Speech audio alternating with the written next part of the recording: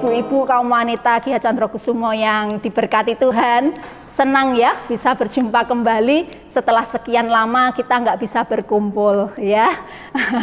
Puji Tuhan. Seperti pujian yang kita nyanyikan dari awal sampai dengan akhir, sebetulnya ini kayak ya saya percaya ini rencana Tuhan ya. Tuhan sudah atur sedemikian rupa. Pujiannya berkaitan dengan ucapan syukur, berkaitan dengan memuji nama Tuhan, menyembah Tuhan, berkaitan dengan bertemu lagi untuk bersekutu bersama-sama ya.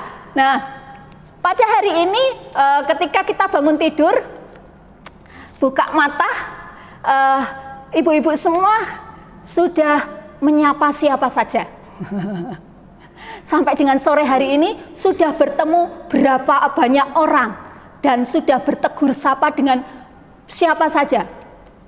Banyak ya, kayak Bu Kristin di sekolah mungkin banyak, apalagi ini ada yang online sekolahnya lewat Zoom, lewat media sosial virtual. Bertemu dengan anak-anak, bisa berjumpa, bisa bertegur sapa. Senang ya rasanya ya, bisa ketemu lagi, bertegur sapa, berjumpa gitu ya. Nah, ketika kita bertemu satu dengan yang lain, bertegur sapa, bisa nggak ibu-ibu ngitung berapa banyak kata yang sudah keluar dari lidah bibir kita? Wadidaw, banyak sekali ya. Sudah banyak sekali dari pagi sampai sore ini mungkin sudah ribuan kata ya, ribuan kata yang sudah keluar dari lidah bibir kita. Nah, sama seperti teman dan keluarga bertemu bersama satu dengan yang lain, begitu juga dengan kehidupan kita orang Kristen.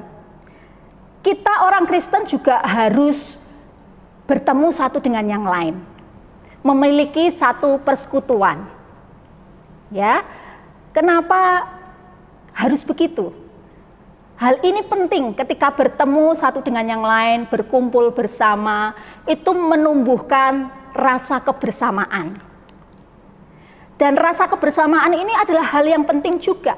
Karena ketika kita sudah memiliki kebersamaan, kita satu visi, satu tujuan ya, kita bisa ngerti satu dengan yang lain. Ini adalah satu cara Tuhan bertemu bersama di dalam satu persekutuan, di dalam komunitas, baik itu di keluarga, di gereja, di tempat tinggal kita maupun di pekerjaan kita ya. Ini salah satu cara Tuhan.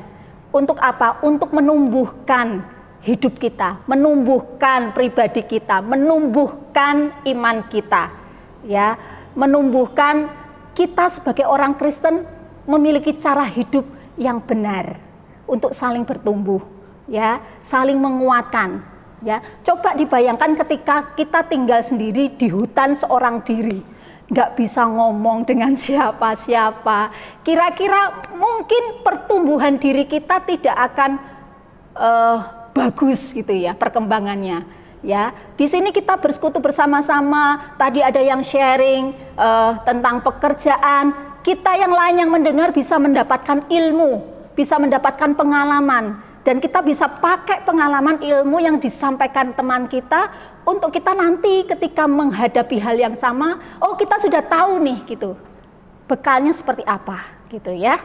Nah, begitu indahnya pertemuan satu dengan yang lain di dalam satu persekutuan, karena ini adalah salah satu cara Tuhan untuk menumbuhkan kita, menolong kita bertumbuh sebagai orang Kristen.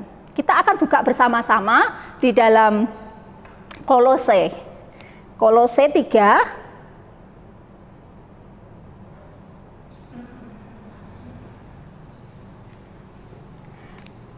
Kolose 3 ayatnya yang ke-15 sampai dengan 17.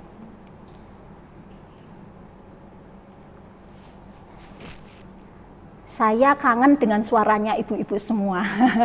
Mari kita akan baca bergantian ya. Saya Kolose 3 ayat 15 sampai dengan 17. Saya ayat 15, ibu-ibu 16, kemudian saya yang ke-17 lagi ya. Sudah ketemu semua? Oke, amin. Yuk kita akan baca bersama-sama, minta kuasa Roh Kudusnya menolong kita supaya memahami firman Tuhan dan mengajar kita secara pribadi ya. Kolose 3 ayatnya yang ke-15 sampai dengan 17, demikian firman Tuhan. Hendaklah damai sejahtera Kristus memerintah dalam hatimu, karena untuk itulah kamu telah dipanggil menjadi satu tubuh, dan bersyukurlah. Hendaklah perkataan Kristus diam dengan segala kekayaannya di antara kamu, sehingga kamu dengan segala hikmat mengajar dan menegur seorang akan yang lain, dan sambil menyanyikan mazmur dan puji-pujian dan nyanyian rohani, kamu mengucap syukur kepada Allah di dalam hatimu. Dan segala sesuatu yang kamu lakukan dengan perkataan atau perbuatan, lakukanlah semuanya itu dalam nama Tuhan Yesus, sambil mengucap syukur oleh Dia kepada Allah Bapa kita. Amin. Dari 3 ayat ini yang kita baca, di situ ada dituliskan bersyukur. Ya, ayat 15 ketemu ada kata bersyukur? Ya ada. 16 ada mengucap syukur kepada Allah dalam hatimu. Ayat yang ke-17 ada sambil mengucap syukur oleh Dia kepada Allah Bapa kita. Nah, kalau perikop ini kita baca, ini merupakan judulnya manusia baru. Ya, orang yang sudah percaya dan menerima Tuhan Yesus sebagai Tuhan dan Juru Selamatnya yang menebus hidup kita, orang itu harus memiliki perubahan hidup menjadi manusia yang baru. Menjadi manusia yang baru harus bertumbuh. Salah satu sarana untuk bertumbuh tadi, bertemu satu dengan yang lain di dalam satu persekutuan, di dalam komunitas. Dan ternyata ketika kita bertemu satu dengan yang lain, nggak diem-dieman toh. Sarana yang Tuhan pakai untuk menumbuhkan iman kita di dalam komunitas, pakai apa sarananya? Tadi saya sudah katakan, sapaan, senyuman, ya, obrolan. Artinya ketika kita berkumpul bersama-sama, Tuhan memakai satu cara untuk menolong kita bertumbuh lewat perkataan. Nggak ada kan kita dari tadi yang diem, nggak ngomong belas gitu ya. Nggak ada. Paling tidak ada satu kata yang keluar, selamat sore, kalimat tuh malahan ya. Ada beberapa kata, ya kan. Ada perkataan. Nah, manusia baru, orang Kristen yang sudah terima Tuhan Yesus sebagai Tuhan dan Juru Selamatnya, harus berubah kehidupannya. Harus bertumbuh. Salah satu yang penting di sini yang kita baca tadi di ayat 15 sampai dengan 17 itu tentang perkataan. Ya. Tentang perkataan. Mengapa perkataan itu penting untuk kita bertumbuh? Ya. Kita nggak bisa ngitung kata-kata yang keluar dari lidah bibir kita ya. Karena perkataan, kata-kata itu adalah sarana komunikasi. Ketika di Menara Babel, Tuhan kacaukan bahasa mereka, mereka nggak bisa komunikasi, apa yang jadi tujuan utama mereka semua digagalkan, bubar karena nggak ngerti ngomong apa, sarana komunikasi. Kalau di tengah-tengah keluarga kita, tidak ada yang bertegur sapa satu dengan yang lain, dari pagi sampai malam, ketemu pagi lagi, ibu, bapak, anak yang tinggal di rumah itu belas nggak ada yang bertegur sapa, tidak ada yang mengeluarkan satu perkataan pun. Apakah tujuan dari keluarga itu tercapai menjadi keluarga yang bahagia? Enggak. Apakah keluarga itu akan bertumbuh menjadi keluarga yang baik? Tentu tidak, karena tidak ada komunikasi. Kalau tidak ada komunikasi, berarti yang kedua, mengapa penting? Karena ketika berkomunikasi, berkata-kata, itu membangun relasi, membangun hubungan. Dikatakan tadi, saya katakan ketika kita bersama-sama, saling ketemu, bahkan kalau ketemunya intens, kerep banget gitu ya, kita memiliki rasa kebersamaan.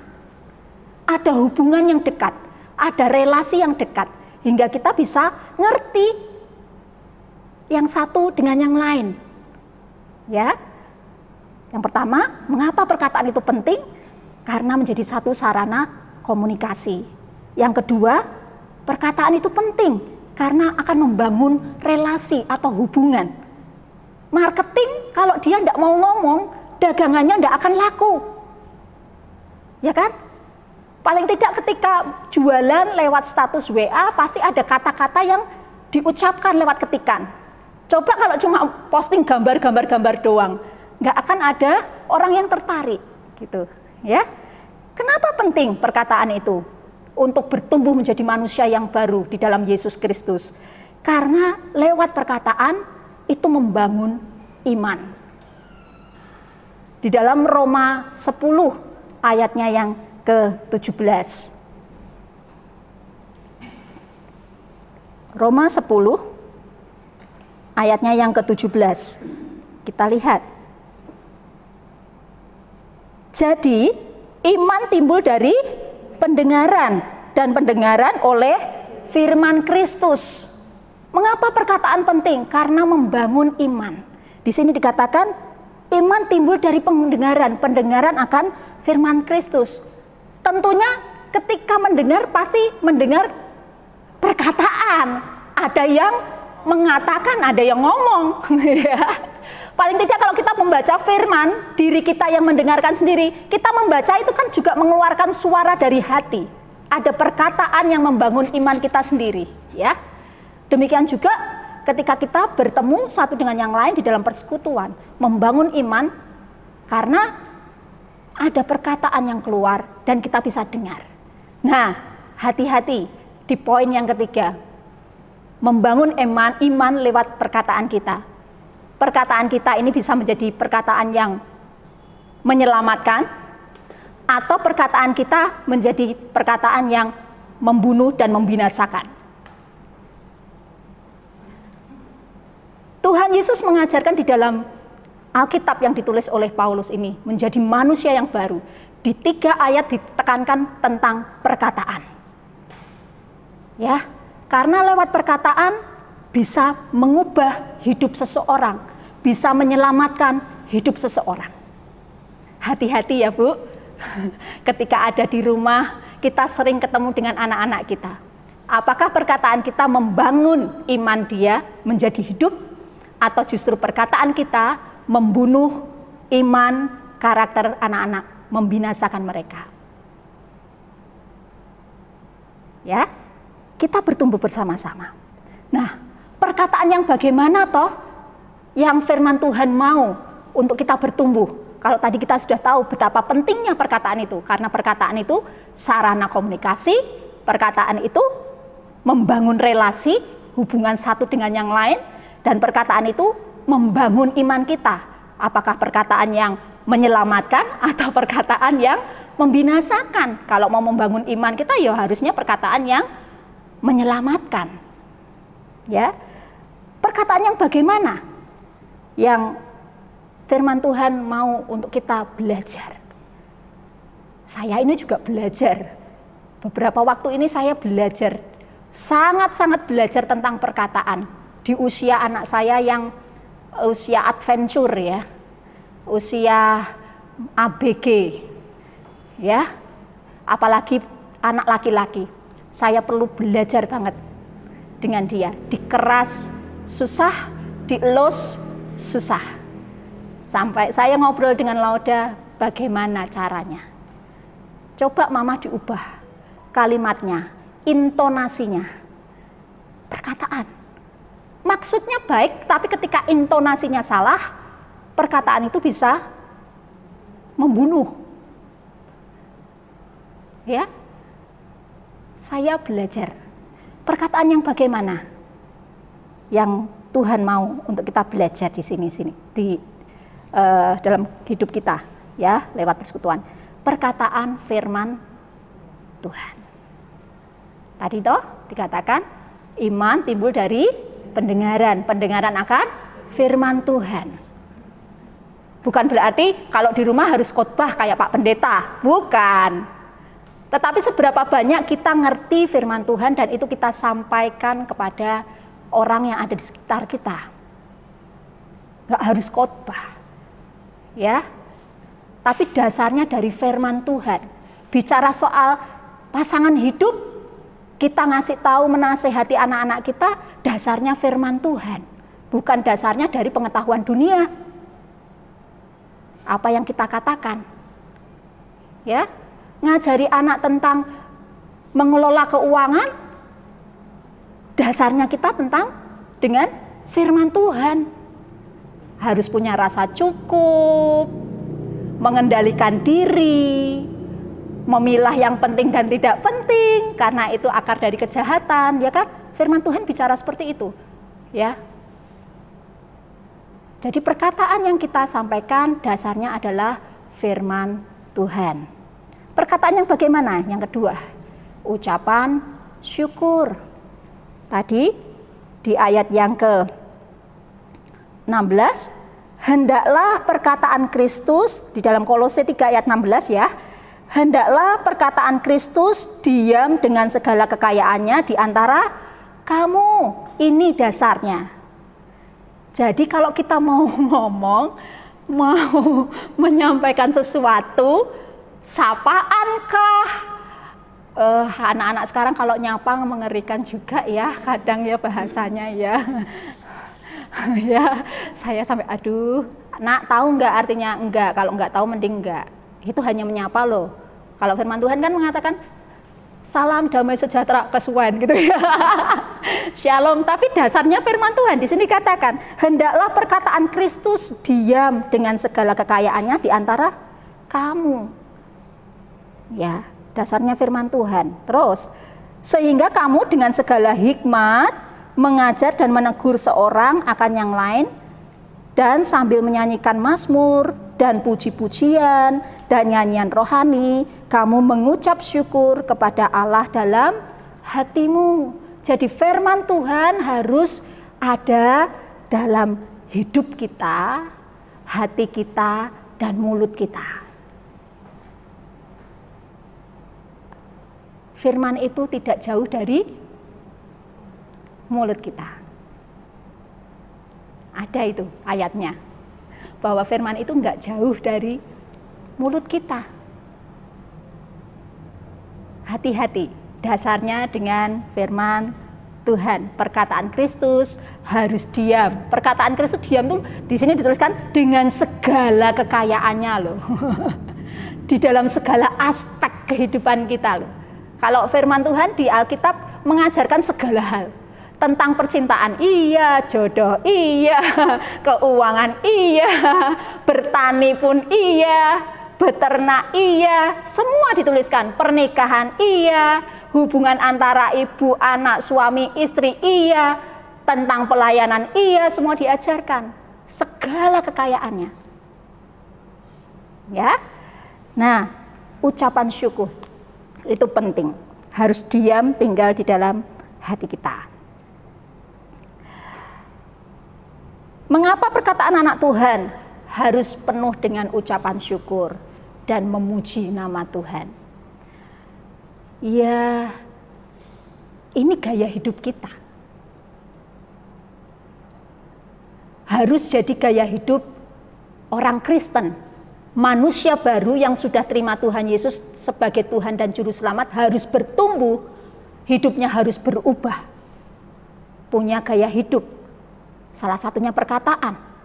Timotius ngajarin, hai anak muda, jadilah engkau teladan. Lewat apa yang pertama? Perkataanmu ditulis. Nggak, jangan sembrono gitu ya. Karena tadi perkataan itu bisa membangun iman seseorang, bisa membunuh dan membinasakan seseorang.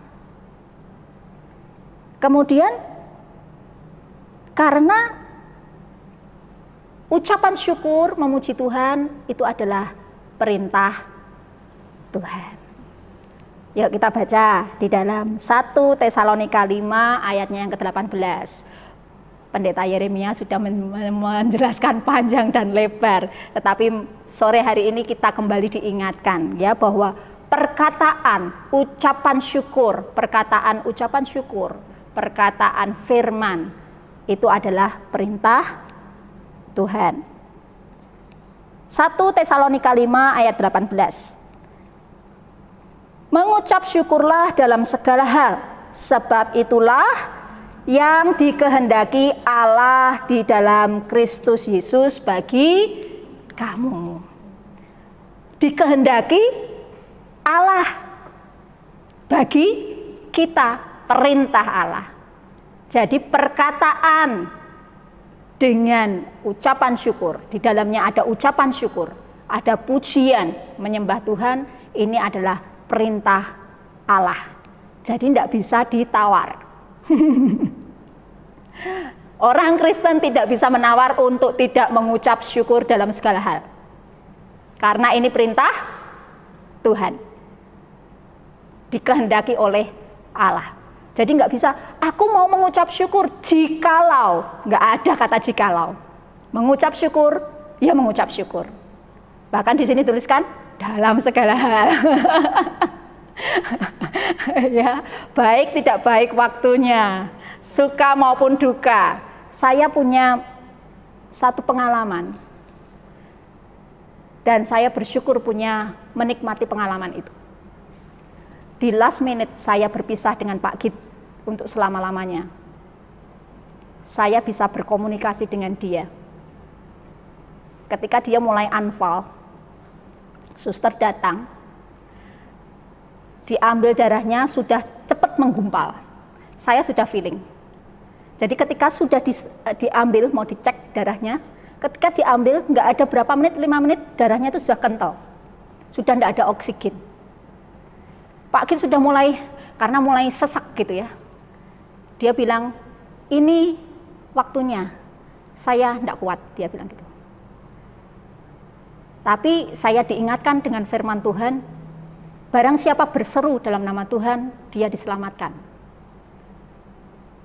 Saya ajak dia ngomong, terima kasih Tuhan, puji Tuhan. Bisa Pak, puji Tuhan. Terus itu, hanya kata itu, terima kasih dan puji Tuhan. Sampai akhirnya dokter bilang, Bu ini harus masuk ICU. Nggak bisa. Oke, masuk ICU. Jadi ketika keluar dari ruangan rawat, masuk ke ICU, digeledek gitu ya, dia sudah mulai gitu. Saya terus bisikkan dan katakan, bilang Pak, terima kasih Tuhan, puji Tuhan. Terima kasih Tuhan, puji Tuhan. Naik lift, ya turun, karena turun IC-nya ada di bawah. Naik lift, saya tidak bisa naik lift satu lift dengan beliau karena beda, nggak boleh, tidak diperbolehkan.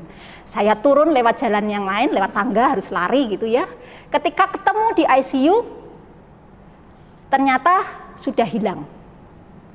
Tapi saya bersyukur di koridor itu saya bisa melepas beliau dengan ucapan syukur. Dan Bapak Ibu tahu ketika saya ada di ICU dan dokter katakan, Bu, sudah tidak bisa ditolong, ini mau bagaimana? Ya sudah, saya bilang gitu.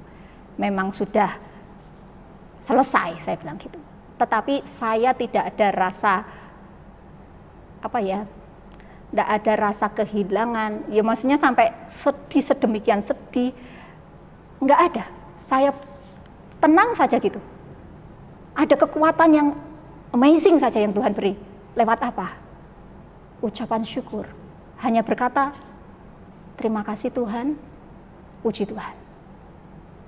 Ini pengalaman yang enggak terlupakan. Justru di last minute itu yang selalu mengingatkan saya.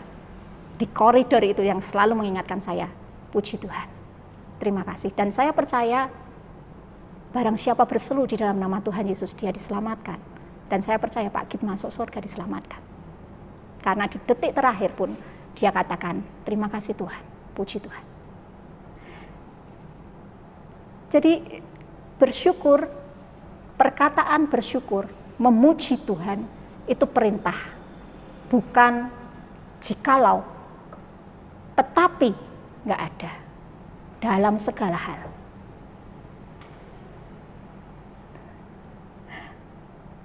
Ada kekuatan di sana. Mengapa harus mengatakan ucapan syukur dan pujian kepada Allah? Tadi gaya hidup, yang kedua perintah Allah, yang ketiga yang sudah saya sampaikan tadi, ketika kita mengucap syukur, memuji Tuhan, tanpa kita sadari, secara tidak langsung kita sudah memuji kebesaran Tuhan.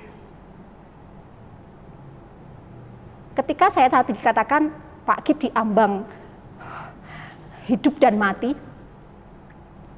ketika memuji nama Tuhan, mengatakan terima kasih Tuhan, tanpa saya sadari, tanpa kami sadari, kami memuji nama Tuhan.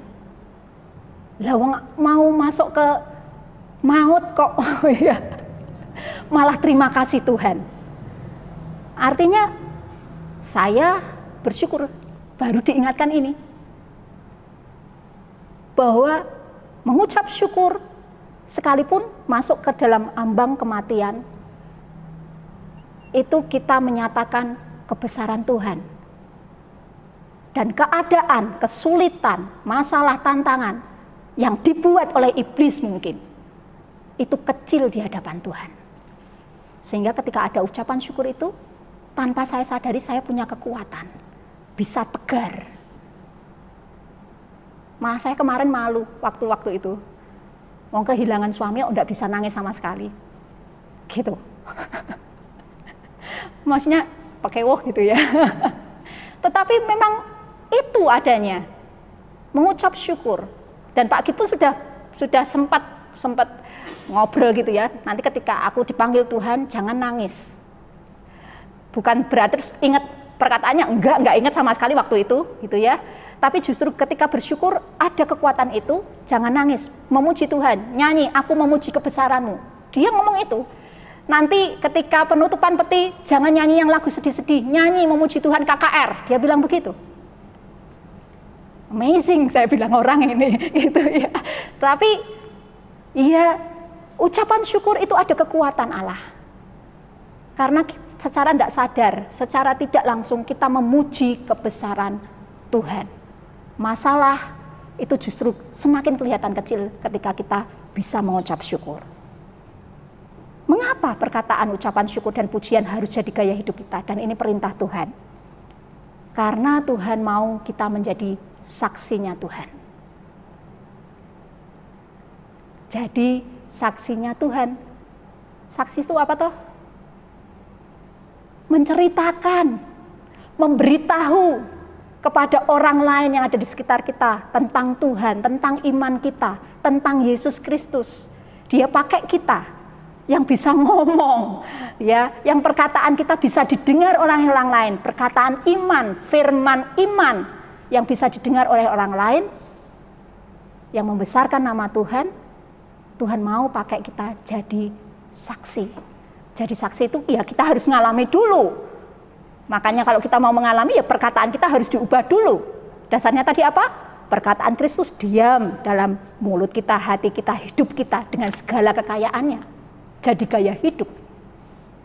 Ya, maka kita bisa jadi saksinya Tuhan. Beda ya menyaksikan dengan menjadi saksi.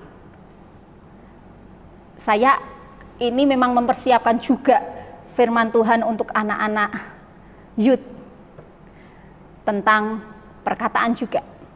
Tetapi dikupasnya dari Markus 5 ayat 19 sampai 20 tentang orang yang kerasukan legion di Gerasa, orang Gerasa. Orang itu diselamatkan Tuhan Yesus, mengalami perkataannya Tuhan Yesus, hidupnya diubahkan. Tapi ketika banyak orang yang lihat kejadian itu, kejadian Tuhan Yesus menyembuhkan ya orang yang kerasukan ini dan memindahkan legion ini ke babi, orang-orang yang menyaksikan ini bercerita kepada orang-orang yang lain, justru yang mendengar cerita dari orang-orang yang menyaksikan ini takut, ketakutan, dan bilang mengusir Yesus dari tempat itu. Karena apa? Ketika hanya menyaksikan dan itu diceritakan, nggak ada kuasanya, malah kadang menjadi momok, membumbui sesuatu, gitu ya. Tetapi beda ketika orang yang kerasukan tadi sudah sembuh, dia berkata, Yesus mau pergi, dia berkata, Tuhan aku mau mengikut engkau. Tapi Yesus katakan, enggak, pulang ke rumahmu, pulang ke kampungmu, ceritakan apa yang kamu alami, apa yang Tuhan sudah lakukan dan perbuat buat kamu. Tuhan mau seperti ini. Dan ternyata orang Gerasa yang kerasukan ini dan disembuhkan, dia mengabarkan tentang kasih Tuhan, keselamatan dari Tuhan Yesus yang dia rasakan. Itu kuasanya dahsyat dan luar biasa. Dia bercerita bisa sampai 10 kota yang ada di Dekapolis. Keren ya. Jadi perkataan, ucapan syukur, pujian. Dan ketika kita betul-betul mengalami Yesus Kristus itu ada dalam hidup kita, kita jadi saksinya Tuhan. Dan kalau sudah jadi saksinya Tuhan, kita ngomong sedikit ke orang tentang apa yang kita alami bersama dengan Tuhan, nggak usah sampai teriak-teriak, orang akan mendengar. Bukan karena perkataan kita yang hebat, no. Karena firman Tuhan yang hebat. Karena Tuhannya yang hebat, ada kuasa di sana. Ayo ibu-ibu, mari kita bertumbuh, karena kalau ibu-ibu itu kan identiknya dengan biang gosip gitu ya. Perkataannya banyak gitu ya, sampai ada survei, analisa bahwa perempuan itu kalau enggak ngomong sedikit sehari aja sudah sakit gitu ya, karena memang perkataan perempuan itu cukup banyak. Tetapi firman Tuhan malam hari ini mengingatkan kita, ayo kita bertumbuh bersama-sama menjadi manusia baru di dalam Tuhan. Dan yang perlu kita pelajari, yang pertama, hal yang mungkin orang bilang itu sederhana dan sepele, yaitu perkataan. Tapi mari kita ubah perkataan kita. Dasarnya firman Tuhan. Ya, seberapa banyak kita kenal dengan pujian, penyembahan, lagu rohani. Tadi di firman Tuhan dikatakan toh, ditulisan tadi ya, menegur, mengajar sambil menyanyikan mazmur, puji-pujian, dan nyanyian rohani. Dalam sepanjang satu hari, lagu yang kita dengarkan lagu apa? Lagu rohani, puji Tuhan ya. Lagu yang ada, iya. Lagu itu musik bahasa universal, orang bilang. Orang akan gampang menerima musik, tetapi hati-hati. Karena lewat lagu, lewat musik, ketika dasarnya tidak firman Tuhan, hati-hati. Iman yang muncul, iman apa? Ya, iman yang seperti apa? Karena kan tadi, iman timbul dari pendengaran. Pendengaran akan firman Tuhan. Lah kalau kita dengerinnya bojo galak itu full sehari semalam, maka itu yang akan tertanam, ya kan? Itu yang akan terngiang. Jadi ketika suaminya ngomong sedikit sudah gini, mesti rantau galak gini, mesti akan begitu. Secara tidak kita sadari itu yang tertanam di dalam hidup kita. Hati-hati, bukannya nggak boleh dengerin musik, no. Nggak boleh dengerin lagu-lagu sekuler, no. Boleh, tapi perhatikan liriknya. Perhatikan perkataannya. Perhatikan syairnya. Apakah syairnya itu membangun kita menjadi manusia yang jauh lebih baik, menumbuhkan iman kita, atau justru membawa kita kepada kebinasaan. Puji Tuhan, ini firman Tuhan buat kita semua. Mari ibu-ibu kita ubah perkataan kita menjadi perkataan yang penuh berkat, perkataan yang penuh ucapan syukur, dan senantiasa memuji Tuhan supaya bisa membangun iman satu dengan yang lain, terutama di dalam keluarga kita. Tuhan Yesus memberkati. Mari kita